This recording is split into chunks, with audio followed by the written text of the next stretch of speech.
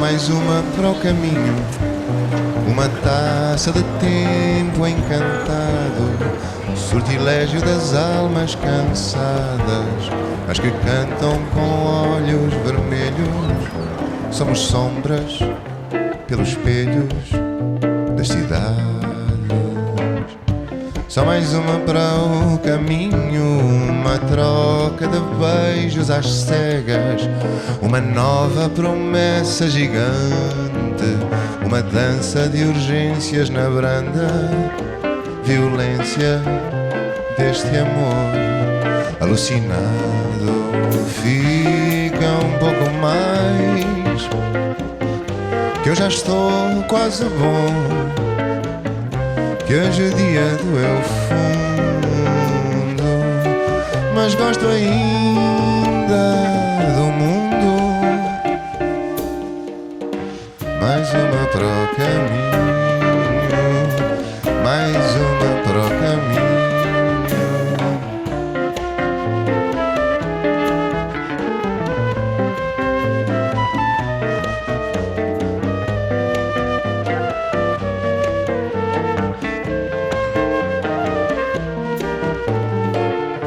Só mais uma, pede duas, pede tudo que tudo é de graça.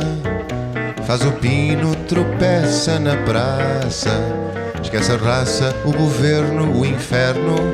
É mais honesto, talvez mais terno, que a indiferença. Fica um pouco mais, que eu já estou quase bom, que hoje o dia doeu fundo, mas gosto ainda do mundo.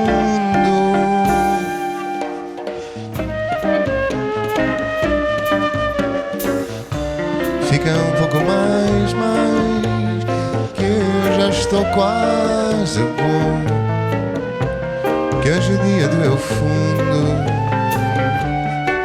mas gosto ainda.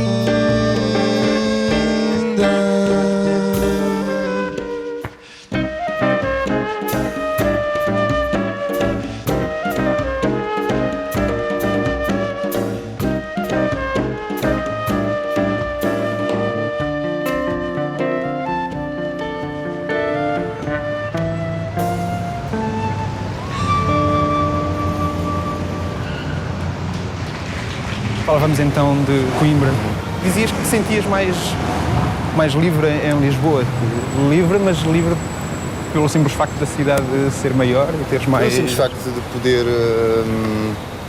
desaparecer dentro da cidade, ou seja, poder ir a sítios lúdicos, onde não tivesse forçosamente que estar com as mesmas pessoas, estar com as mesmas conversas. E, pelo menos voluntariamente, eu até podia vir procurar as mesmas conversas a Lisboa com outras pessoas, procurar replicar aquilo que eu achava que era o bem-estar, nomeadamente sair à noite e andar um bocadinho aí at random, né? A ver ver o que acontecia, se acontecia qualquer coisa boa, um bom encontro, amigável, amoroso, sempre essa... Vivia um bocado sempre nessa tensão de predação afetiva, se bem que depois também me apercebi que isso não era bem... Eu não tinha grandes ferramentas de predação afetiva. Andava por aí a ver se alguém me pescava, porque não tinha técnica nenhuma de relacionamento social, um bocado...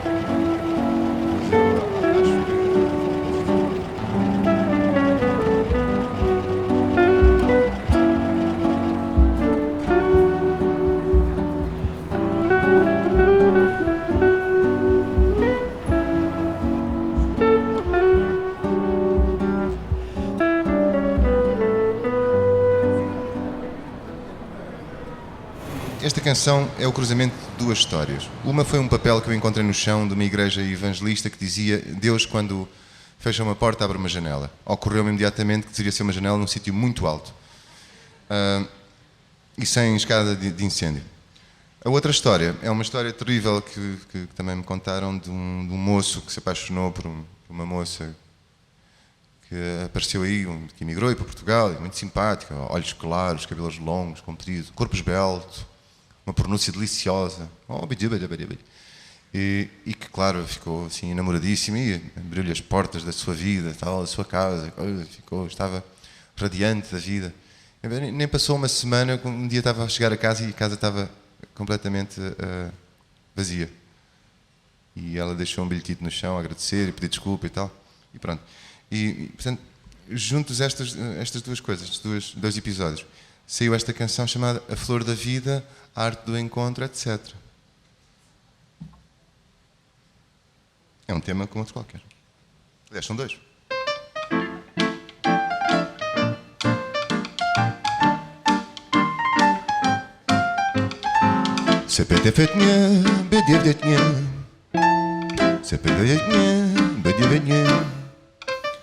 Ela chegou tão aflita e ele pensou, como é bonita.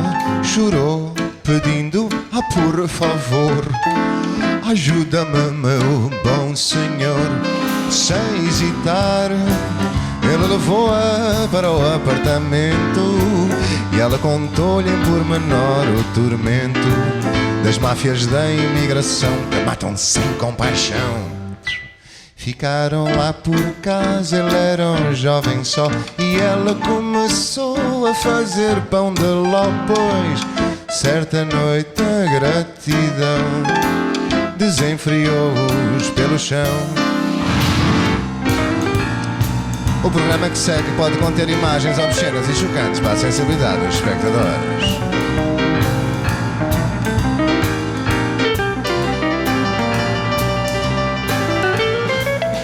Esta é, portanto, a parte onde eles fazem o amor desenfreadamente em cima do tapete IKEA.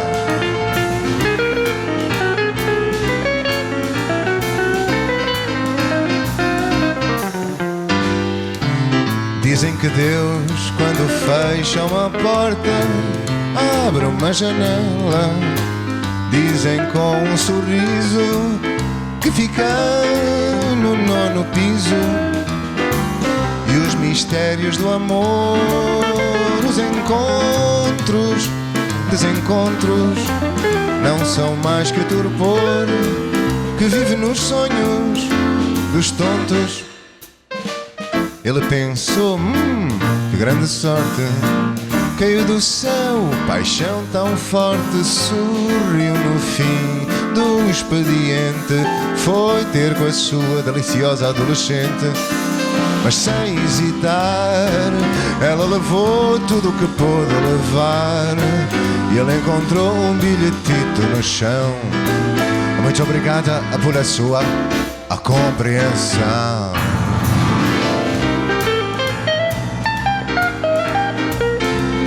O programa que segue pode conter imagens chocantes para a sensibilidade dos espectadores.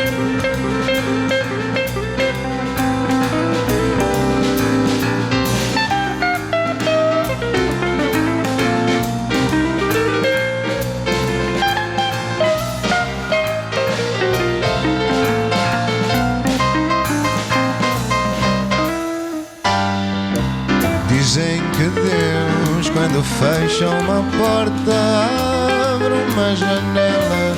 Dizem com um sorriso que fica no 9º piso. E os mistérios do amor, os encontros, desencontros, não são mais que o torpor que vive nos sonhos dos tontos como nós.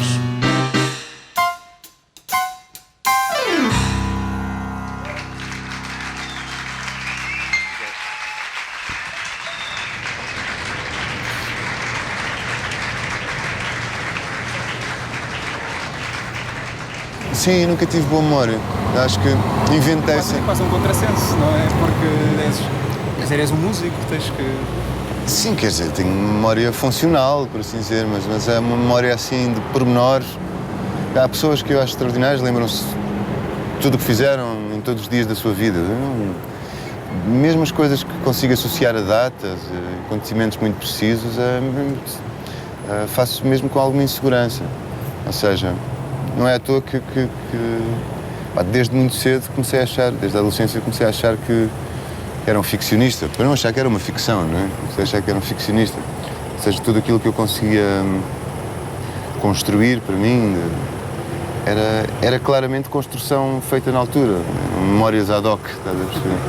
A minha ideia de construir uma história em relação a uma história que é a minha, não é? É sempre dificultada por nunca ter certeza, uma certeza precisa de onde estive, o que é que andei a fazer, o que é que andei a pensar. Mas quando necessário, não é? Quando preciso de me remeter a uma situação qualquer, tenho que inventar. Não tenho relação nenhuma com factos. Tirando, sei que estou vivo e tenho uma série de relacionamentos. Claro, isso foi uma das coisas que me fez não achar que estava no sítio errado quando comecei a exercer jornalismo. Fazia o meu trabalho, não deixava de tentar ser o mais rigoroso que pudesse. Mas apreciavas esse trabalho quando trabalhaste, por exemplo, na Agência Lusa, penso eu? Na Agência Lusa apreciei porque estava muito motivado e gostava tanto do ambiente de trabalho como dos assuntos e da forma como me era permitido investigar sobre alguns assuntos e foi um período engraçado. Talvez tenha sido a única altura na minha vida, uns poucos meses, em que eu achei que iria ser a minha profissão, iria ser jornalista. Basicamente falhei em tudo aquilo em que me propus fazer, pelo menos interiormente. Sim, como músico, relativamente àquilo que eu ouço e que aprecio, entre aquilo que eu leio e aquilo que eu escrevo há um abismo. Entre aquilo que eu ouço e aquilo que eu componho há um abismo também. Entre aquilo que eu achava que era ser um bom jornalista e aquilo que eu fiz, há outro abismo. Acho que a única coisa que eu acho que que superou as minhas expectativas, talvez seja só o meu filho. Eu à mão não conseguia fazer uma coisa tão bem feita. Uma coisa que me devolvesse tanta satisfação.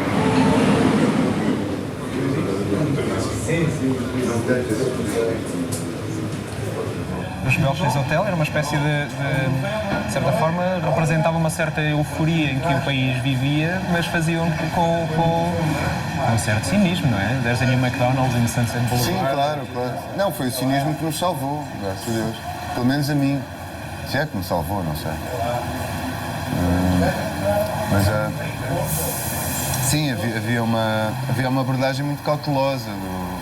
Eu sempre fui muito cauteloso em relação à alegria, não devia, mas enfim, faz parte daquilo que eu te falei nas falhas de caráter, né? E nos Belchas Hotel não fui diferente. Havia ali um clima de festa na música e muitas coisas. Havia uma atitude de festa também, mas a matéria das coisas era uma matéria autoirónica, bastante autoirónica. Portanto, eu acho que aquilo o que nós fazíamos era Fizemos uma banda que exprimia uma espécie de... Como é que eu ia dizer? Um alegre, se calhar não é o termo, mas um intenso ceticismo a celebrar-se a si próprio.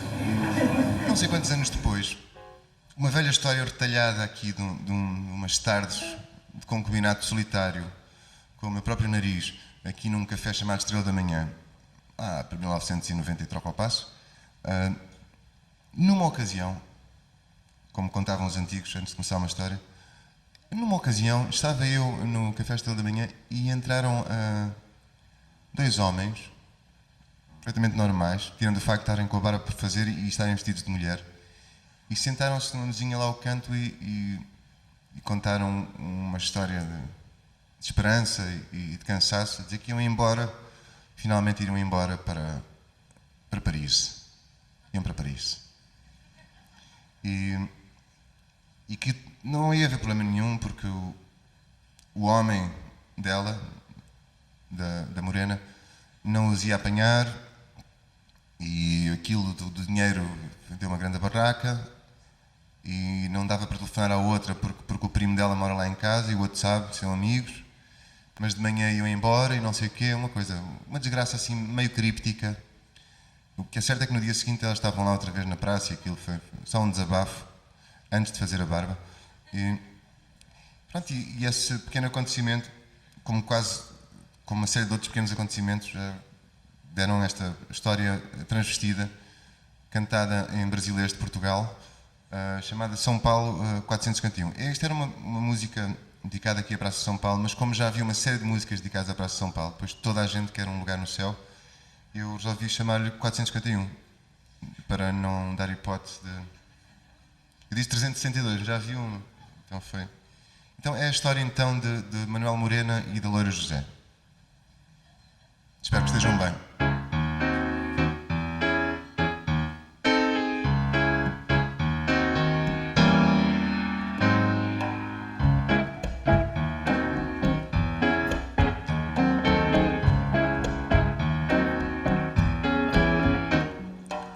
Naquela praça suja, com merda de pombo, patrulhada pelo sexo, ele chega às 4, polindo o sapato, pra vender o seu amplexo. E os homens passam, notam o seu bigode, mas na coxa se extravasam. Veio sua amiga, a loira José, convidando pro café. No segundo brande já José se expande, esmoroando seu batom. Amanhã não estaremos aqui, vejam se bebe um pouco e sorri, tire esses olhos do chão. O futuro é lindo, eu já vi, o avião vai direto pra lá, para longe dessa aflição. E Manuela Morena tomou seus calamantes por causa dos joanetes e disse cansado que estava assustado, pois nunca havia voado. E se há um acidente, e se o passaporte, será que não sentes o medo da morte? Me dá um cigarro, me dói a cabeça, pra que tanta pressa e a depilação? Amanhã não estaremos aqui, veja se bebe um pouco e sorri, tira esses olhos do chão. O futuro é lindo, eu já vi, o avião vai direto pra lá, para longe dessa aflição. No dia seguinte, num canto da praça, quem passou podia ver duas prostitutas tão deselegantes acenando pra você. Obrigado.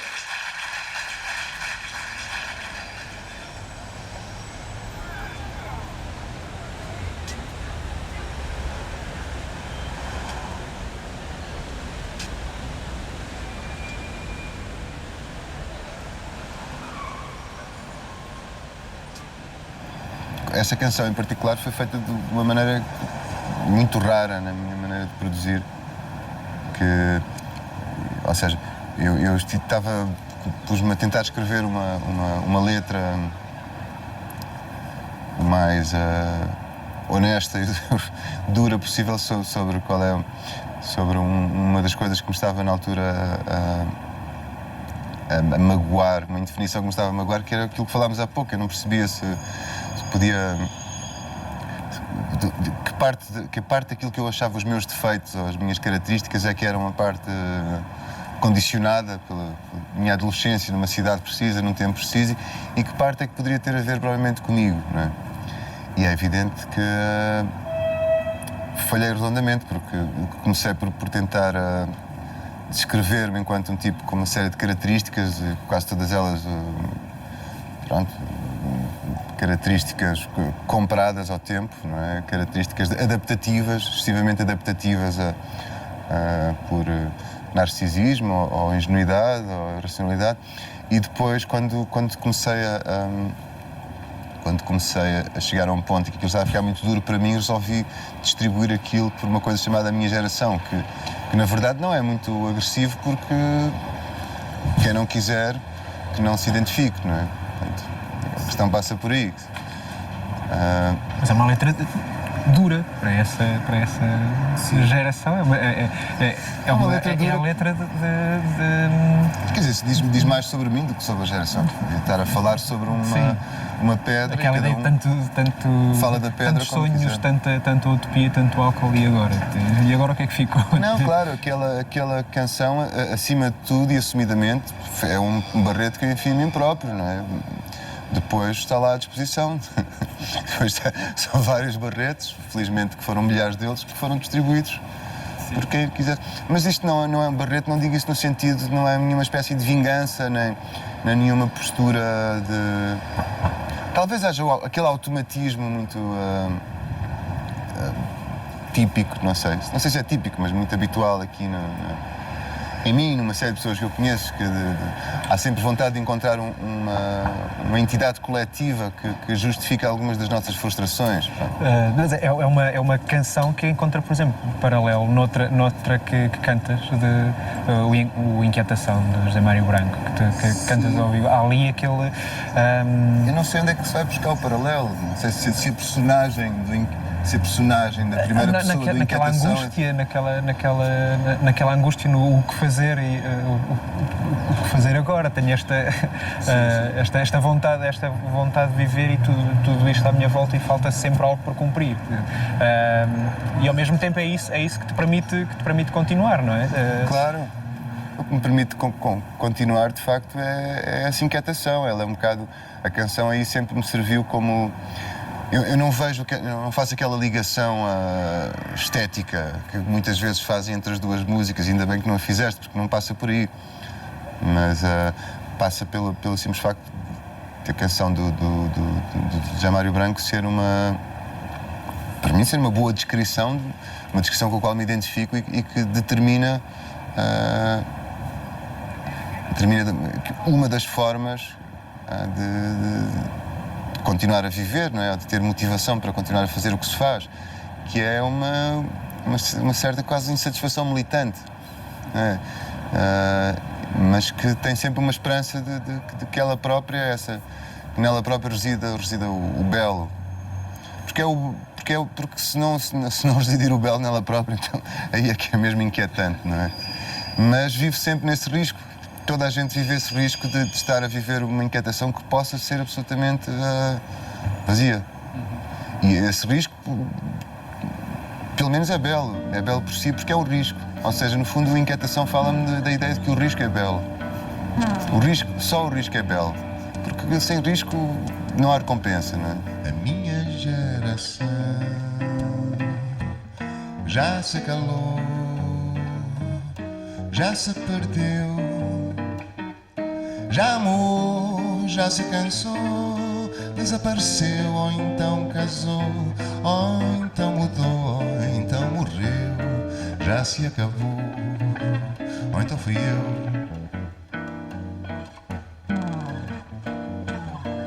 A minha geração, ai, de hedonistas e de ateus, de anticlubistas, de anarquistas deprimidos e de artistas e de autistas, estatelou-se docemente contra o céu.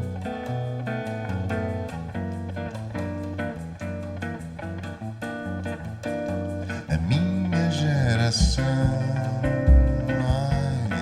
ai, ironizou o coração, alimentou a confusão, brincou às 1000 revoluções, amando gestos e protestos e canções, pelo seu estilo controverso.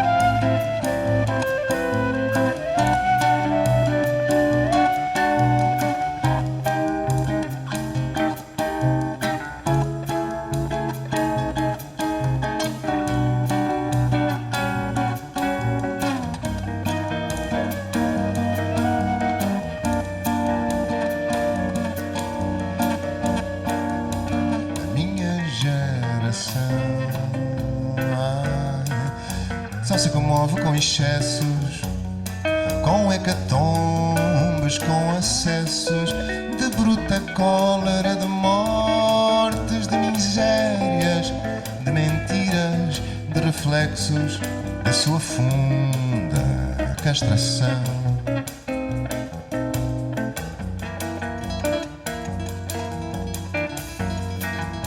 A minha geração é a herdeira do silêncio, dos grandes paizinhos do céu, da indecência, do abuso, e um belo dia esqueceu tudo e fecha a vida na cegueira do negócio.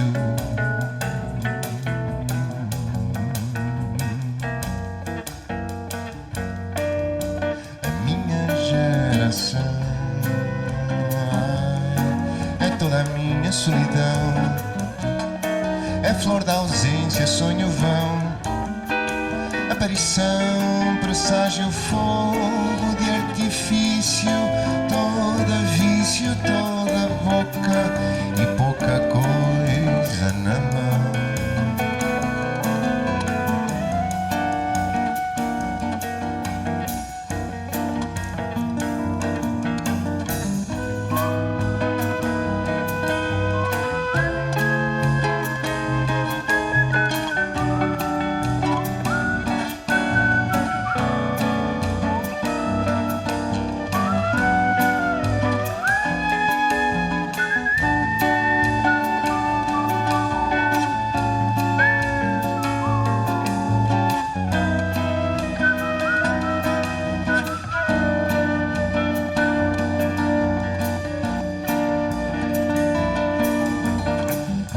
A minha geração era a cabeça e solta os teus filhos no esplendor do lixo e do descuido. Deixa-te ir enquanto o sabor acre da desistência vai corroendo a doçura da sua infância. Vá, a minha geração, aliás, diz que não é nada assim, que é um lamentável engano, um erro tipográfico, estatística imprecisa, puro preconceito. Que teu único defeito é ter demasiadas qualidades e tropeçar nelas.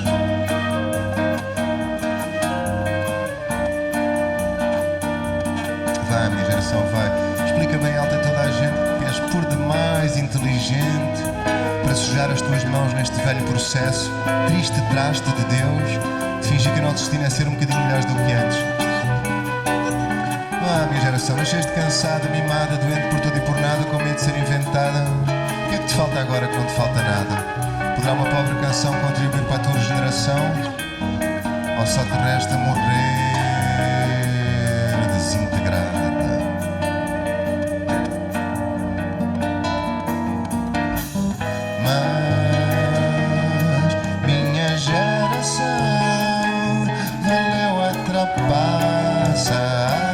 Até teve graça, tanta conversa, tanta utopia tonta, tanto copo,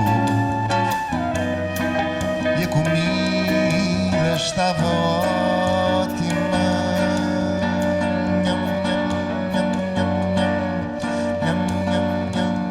O que vamos fazer?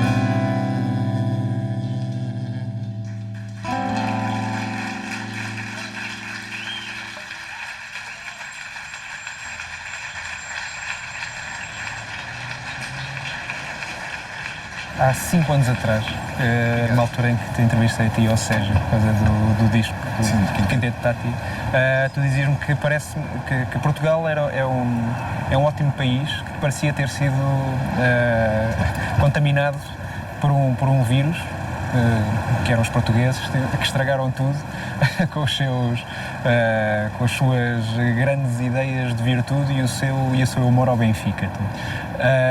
Eu dizia uma coisa dessas, não é? 5 anos, 3 governos e uma crise mundial depois, o diagnóstico mantém-se? Eu não sei se tenho algum diagnóstico sequer. Eu agora nem sequer tenho a ousadia de ter diagnósticos. Eu acho que o nosso país é uma comunidade de individualistas. É tão simples quanto isso. que não têm hábitos de construção coletiva. E por um lado, isto não é mau nem é bom, é uma questão de caráter. E o caráter é difícil de mudar, não é? Não podes obrigar uma cadeira a ser um sapato de um dia para o outro. Portanto, em relação a isso não há muito a fazer. Portanto, eu acho que também há uma série de imagens e de descrições ou autodescrições sobre o país que, com certeza, são convidativas, pelo mesmo motivo que ajudam o indivíduo a achar que há uma causa coletiva para algumas das suas frustrações. E eu acho que esse mecanismo de procurar descrições que justifiquem frustrações pessoais com o coletivo é um mecanismo coletivo em Portugal. Ou seja, este individualismo selvagem caracteriza-se por quase todos os indivíduos partilharem a ideia e às vezes algumas descrições de si próprios que justificam algumas das suas frustrações pessoais. Portanto, eu acho que isto seria mais ou menos agora o retrato possível que eu faria, assim um bocado mais vago e mais lacónico. Mas o que é facto é que neste preciso momento está tudo perdoado, não é? Porque agora a culpa é do contexto, a culpa é da decadência prevista da sociedade de massas, da queda da loucura financeira e neste preciso momento, nesse aspecto, acho que Portugal não pode ser culpado da crise mundial, o que é muito bom e me dá um alívio danado, porque quando os outros países supostamente evoluem, têm as suas fórmulas de evolução e arriscam nas suas reinvenções e arriscam em tomar partidos e em se criarem a si próprios, um gajo pensa, este país é um atraso de vida porque nós não arriscamos em criarmos a nós próprios. Porque nós próprios é uma coisa que não existe muito. Eu acho que não há muito do coletivo em cada indivíduo. Mas há muito do indivíduo nos coletivos. Muito, claro. E, portanto, mas quando começam a falhar todas estas fórmulas à volta, aí Portugal assenta como que pode finalmente tomar aquela postura de eu bem te disse. Eu bem te disse que não vale a pena fazer nada porque não é Portugal que está mal, o mundo é que não tem cura. Tu veste como, desde que editaste o 1970, que criou-se esta ideia, também por canções como o próprio 1970, criou-se a ideia que és uma espécie de novo cronista destes tempos em forma de canção, como anteriormente tivemos outros para a geração de 70 também. Eu acho que essa ideia só ilustra que se calhar não há ninguém a fazer esse trabalho, mas eu não acho que seja a minha intenção não é propriamente... Eu faço narrativas, eu gosto de contar pequenas histórias, mas como te contei há pouco, eu baseio-as um bocado no princípio da ficção. Pode acontecer que às vezes uma ficção minha conhecida, por algum motivo que não tem a ver com uma exigência minha de precisão sobre o momento histórico que vive e fazer uma observação de um aspecto que pode ser importante para descrever o todo. Essa não é a partir o meu método, nem tenho presunção de que o seja. Mas o que eu acho é que pode ter a ver com a forma. Talvez a minha forma tenha qualquer coisa de vetusta que lembre talvez o meu tom de voz, uma série de pequenos pormenores façam com que o meu trabalho e aquilo que soa nos outros é qualquer coisa parecida com cronistas que existiam no tempo da música de intervenção. Eu vejo muitas vezes a ser colado aí, mas eu acho que a colagem é superficial. Eu não digo que essa época e essa gente não me sejam importantes. Mas se calhar eu acho que é mesmo mas eu acho que isso é uma questão como é que eu ia dizer? Não é uma questão de essência, não sei se quero falar em essência, não sei, é isso que eu quero dizer, mas acho que é mais uma questão mesmo de pura aparência, só que se o que há é a aparência que temos, não é? Vamos passar a um tema seguinte, um tema novo, experimental, portanto, todos os dias são a estreia mundial, todos os temas também são experimentais. Vou só pousar este copo de vinho experimental.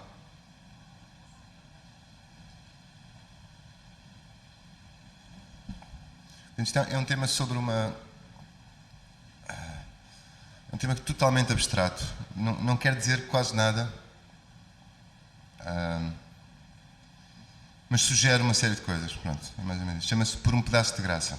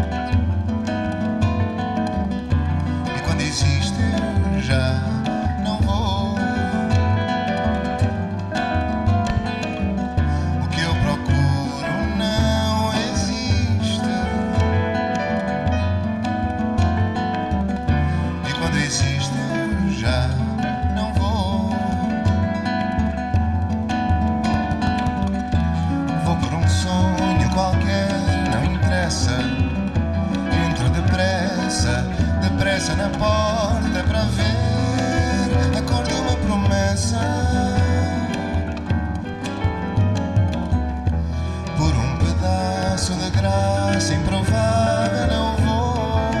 É mais uma conversa. Quando me olhas eu vejo que os teus olhos veem tudo o que eu não sou. E até desejo esse desejo.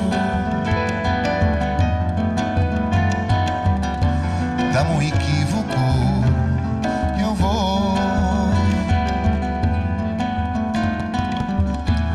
Vou por um sonho qualquer, não interessa. Entro depressa, depressa na porta para ver a cor de uma promessa. Por um pedaço de graça improvável eu vou. É mais uma conversa.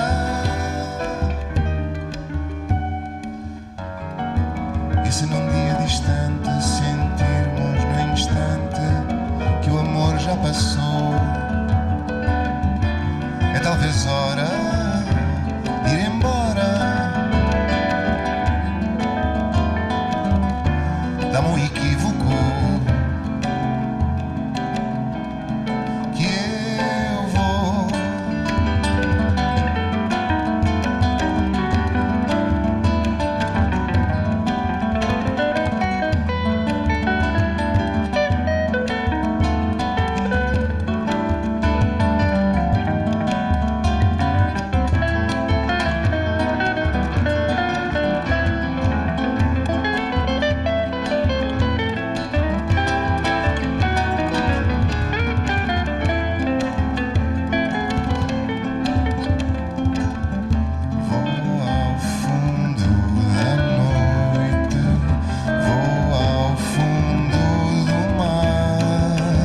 Saber se ainda sei viver.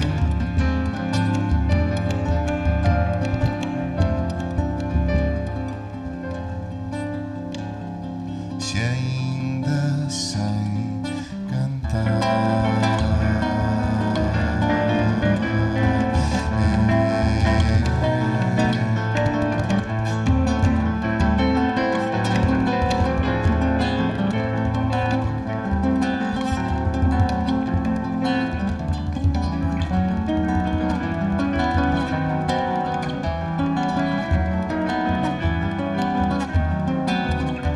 O que eu procuro não existe.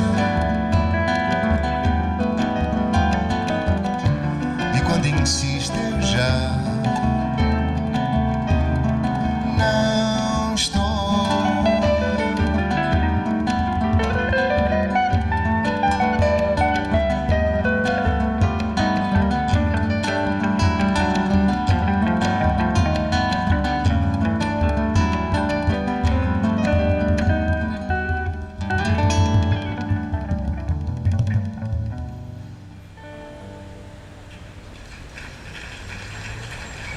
O que eu quero dizer também é que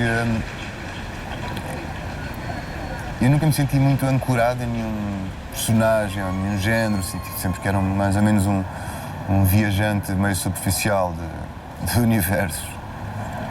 Mas davas sinais, por exemplo. Mas ali, no caso desse disco, não foi tanto que ele esteja todo ligado só a uma ou duas personagens. Mas o facto é que pela primeira vez senti que tinha uma filiação possível. E acho que explorei isso, tivesse a necessidade de criar uma figura que tivesse dignidade paternal para mim, em termos do meu trabalho, porque precisava disso, de algum modo. E portanto, é que a coisa tenha ficado muito presa ao Chico Buarque.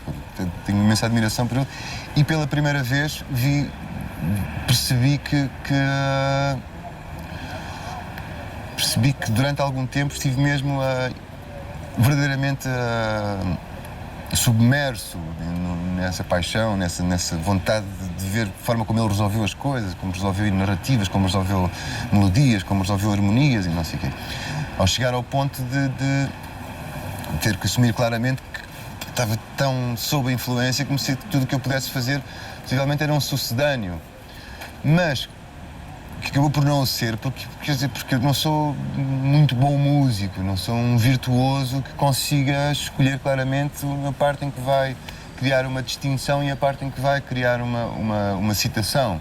Há ali uma ingenuidade que sobressai, chamar de guias e ingenuidade. Sim, quer dizer, mas isso é, como te disse, às vezes não sou a melhor pessoa para fazer a autocrítica, né? É chamar-lhe boa vontade, pronto.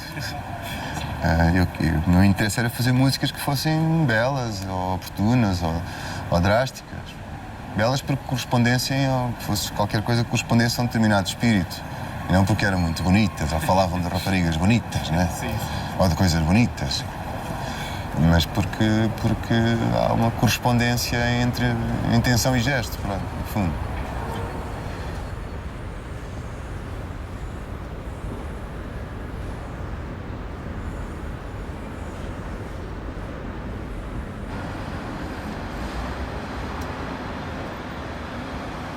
Eu não sei como é que as pessoas olham para a minha música. Eu sei que há uma altura em que tu tens uma descrição mais ou menos constante, que depois também, graças àquele elemento do copy-paste muito típico digamos, do meio jornalístico, não desfazendo, acaba por criar uma imagem precisa, um label assim preciso, pronto, uma definição operacional que te vai servindo para tudo. Pronto, eu cheguei a uma altura em que isso me aborreceu, porque nem achava que o disco não era só bossa nova, porque as pessoas não sabiam distinguir entre bossa nova e MPB, ou uma música com um balanço, com uma valsa misturada com um balanço de machixe, não sei o quê. Também não estou à espera que as pessoas sejam criteriosas ao ponto de ver essa diversidade no pormenor. Mas cheguei a uma altura em que me desisti, quer dizer, o que é que eu vou estar aqui a dizer que a minha música... Estou a dizer que é música portuguesa, estou a dizer que é uma música que eu faço muito inspirada numa série de coisas muito precisas, se calhar até em temas precisos, talvez não, mas num género muito preciso, num tema muito preciso da música que se fez no Brasil e que eu servi para fazer a minha música daqui, não é? A minha música de um país que supostamente tem uma ligação ao Brasil que toma por garantida e que de facto não existe. Quer dizer, o Brasil, a nossa relevância enquanto país, enquanto cultura no Brasil é absolutamente mínima. Ninguém sabe, vieram falar em Portugal, mas talvez só a parte dos intelectuais, ou de qualquer pessoa que saiba de história. Aquilo que vamos agora então fazer é falar sobre coisas mais ou menos concretas, como esta canção a seguir, que fala sobre uma coisa muito concreta, que é duas pessoas que se juntaram, que se casaram, não é? Uma porque precisava de uma moça que ficasse muito bem para mostrar aos amigos, e outra porque precisava de um tipo que tivesse imenso dinheiro para ir sair com as amigas e não pensar em mais nada. E isto formou aquilo que se chama um casal para a vida. Só que infelizmente as coisas mudam e o tipo ficou sem dinheiro, não é? E ela ficou sem vontade. Chama-se o tango do antigamente.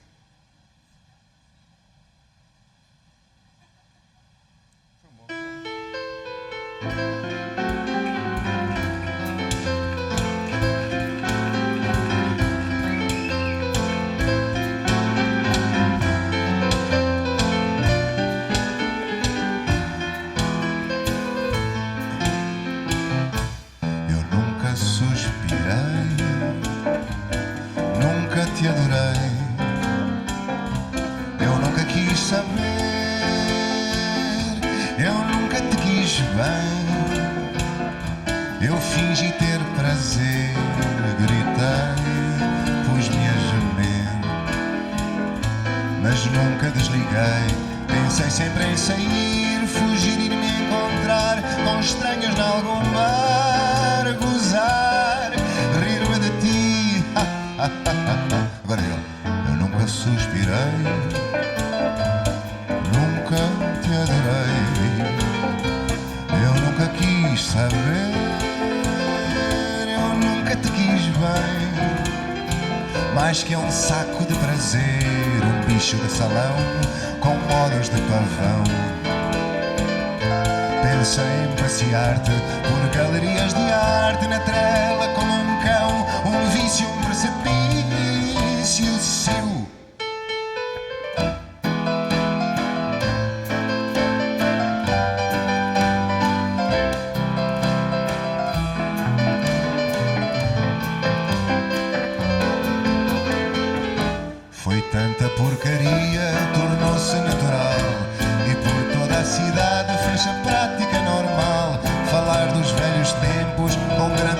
coração, cobrir de fancarias amado coração. Tantos verões de amor azul, como na televisão.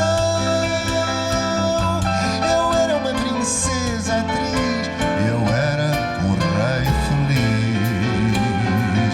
Mente ao antigamente, mente, contente e constantemente, como antigamente.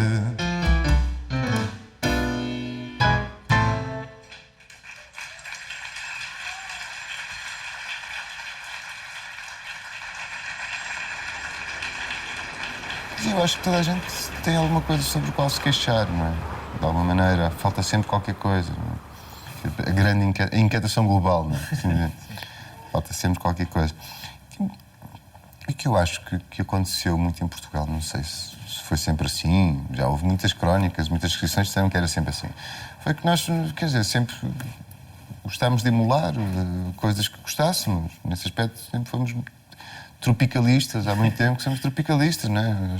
Nós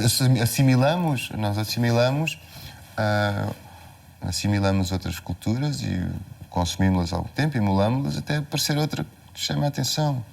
Quer dizer, é perder a vergonha de mostrar que se gosta de ser português. Essa coisa de ser português é uma identificação. Pronto, tem a sua justificação, acho eu, porque houve um tempo em que o relacionamento de qualquer pessoa, especialmente uma pessoa nova, com a sua cultura, com a história recente da sua cultura, é uma identificação quase com a morte, não é?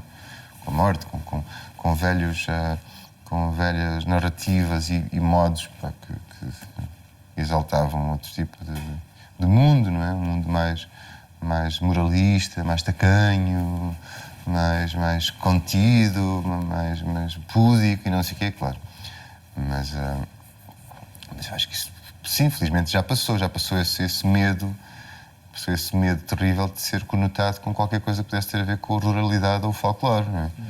Isso existiu muito, os anos 80 então, que foram um tempo de houve muita coisa.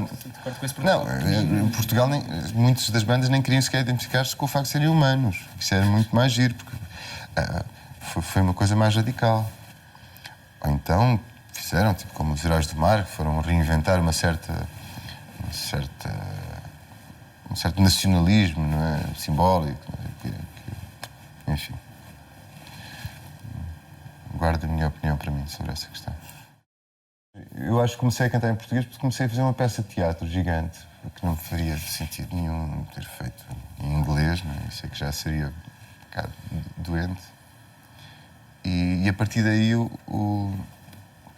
criei este hábito, de facto, de começar a tentar escrever na minha própria língua e que é absolutamente diferente de escrever numa língua estrangeira que não é que não haja domínio gramatical, por assim dizer, não é essa a questão. Mas o português é tão autocrítico, tão paranoicamente autocrítico e tão tenso com a sua própria língua que é extremamente interessante a forma paranoica que eu descobri que era escrever em português. Paranoica no sentido de ter o cuidado de não estar a dizer nada que possa, por exemplo, ter uma interpretação de natureza sexual, que cair num trocadilho possa significar qualquer coisa. Quer dizer, o peneirar, de limpar uma língua tão antiga e tão tensa consigo própria, de tanto do universo conotativo tão gigantesco, não é? Torna as coisas muito difíceis. Então, esse trabalho tornou-se, de facto, interessante demais para agora voltar a fazer coisas em inglês. Quer dizer, porque, de facto, eu não consigo fazer este trabalho em inglês porque não conheço, não vivo na cultura, não é? E, de algum modo, também fiquei estacionário nessa coisa. Gosto de escrever em português agora porque é difícil. É o mesmo motivo porque gosto da democracia, porque é difícil.